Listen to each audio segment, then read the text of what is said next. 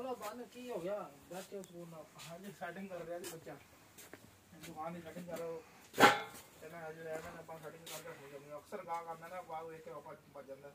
setting footing हो गए ना गा एक चीज पसंद करदा चलो ना बैठदा इना हुन जरा दुकान में सेटिंग मटिंग करके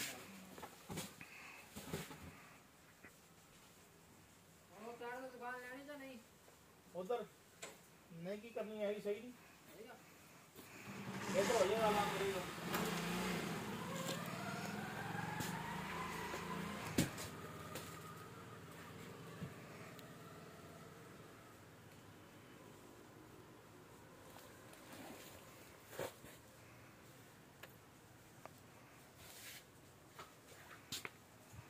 बल्कि वो तस्वीरें ले लो मूवी के अलावा तुम बना वो फ्लैश लाइट वाली तस्वीरें बनेंगी वो साफ बनेंगी